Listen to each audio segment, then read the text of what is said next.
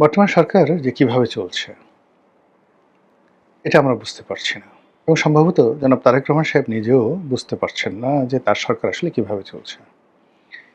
এই সরকারে অনেকে অন্তর্ভুক্ত হয়েছেন।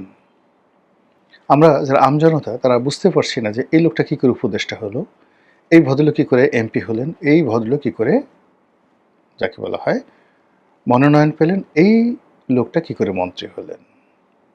বিএনপির লোকও বুঝতে পারছে না, সাধারণ আমজনতা বুঝতে পারছে না। ফলে কি হলো, সরকারে আছে, মন্ত্রী আছে, এমপি আছে, কিন্তু তাদেরকে নিয়ে জনগণের কোনো আবেগ নেই, উচ্ছ্বাস নেই, কিচ্ছু নেই। রীতিমতো একটা তুচ্ছ-তাচ্ছিল্য সবাই করছে যে কিসের এমপি, কিসের মন্ত্রী, এই জিনিসগুলো। এবং কোনো সামাজিক অনুষ্ঠানে একজন মন্ত্রী এসছেন, একজন এমপি এসছেন, সেখানে একটা উৎসবের আমেজ কাজ করে। আমরা যখন সংসদ সদস্য ছিলাম বা এখন তো কিছুই নেই, কিন্তু যদি বাজারে যাই, যদি একটা অনুষ্ঠানে যাই বা আগে যেতাম যখন এমপি ছিলাম, কোনো একটা বিয়ের অনুষ্ঠানে যাই, ওখানে মনে হয় যেন একটা চাঁদের হাট বসে। এই সরকারের মধ্যে আপনি দেখেন তো কোন ব্যক্তিটি আছে যিনি গেলে এরকম মানুষ স্বতঃস্ফূর্তভাবে তার কাছে আসবে। কিছু দালাল, কিছু ফুরিয়ার দলের কিছু লোকজন আছে, স্বার্থের জন্য হয়তো একটু ১-২ মিনিটের জন্য দৌড়াদৌড়ি করে, ২-৪টা সেলফি তোলার জন্য। কিন্তু এর বাইরে কোনো রকম অ্যাট্রাকশন কারোর বিরুদ্ধে নেই। বরং এখানে অনেকগুলো বিষয় কন্ট্রাডিক্ট অ্যান্ড কনফ্লিক্ট করছে। এই গাছের ছাল, ওই গাছের বাকল, এই গাছের ডাল, একজনের হম্বিতম্বি, একজনের লম্ফজম্ফ, আরেকজনের বাড়াবাড়ি, আর খুব দ্রুত দপ্তর পরিবর্তন। যেখানে দরকার সেখানে লোক নেই, আর যেখানে দরকার নেই সেখানে ৩-৪ জন লোক।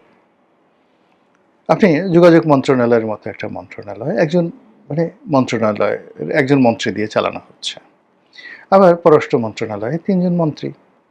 খাদ্য মন্ত্রণালয়ে এই গত কয়েক মাসে ৪ জন ৫ জন লোক এখানে পরিবর্তন হয়েছে।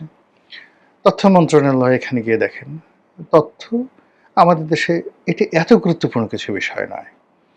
এর কারণ হলো আমাদের যারা চলচ্চিত্রের নায়ক, নায়করা কখনো মন্ত্রীর কথা মতো চলে না।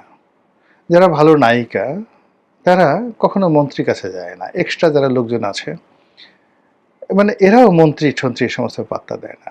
ওই যে সুসন্দার পেছনে একটু ঘুরতে গিয়ে বঙ্গবন্ধু জমানার এক মন্ত্রী, ববিতার যে বড় বোন সুচন্দা, জহির রায়হানের ওয়াইফ, তার প্রতি একটু অ্যাট্রাকশন অনুভব করেছিলেন এক মন্ত্রী, খুব বিখ্যাত মন্ত্রী।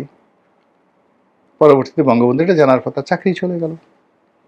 ওই যে মাহিয়া মাহি তার সাথে অশ্লীল এবং অশ্রাব্য আচরণ করার কারণে দেখা গেল মুরাদের চাকরি চলে গেল, ডাক্তার মুরাদের চাকরি চলে গেল। ফলে এই তথ্যমন্ত্রী কি হলো না হলো এটা নিয়ে কিছু আসে যায় না। এই তথ্যমন্ত্রী গত কিছুদিন যাবৎ বলতে গেলে আওয়ামী লীগ জমানা থেকে আরও পৌঁছে গেছে, যেখানে এখানে প্রথম থেকে যেমন আবুল কালাম আজাদ বয়স্ক মানুষ, তাকে দেওয়া হলো কোনো কাজ ইফেক্টিভ না, ভদ্রলোক মানুষ।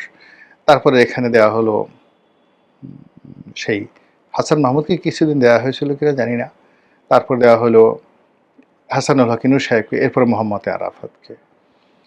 এদের কথা মতো কোনো সংবাদপত্র, কোনো চলচ্চিত্র নায়ক, কোনো সাংস্কৃতিক ব্যক্তিত্ব একটা লিখেছে, একটু কোমর দুলিয়েছে, একটু ওড়না দিয়েছে, এরকম কোনো ঘটনাই ঘটেনি।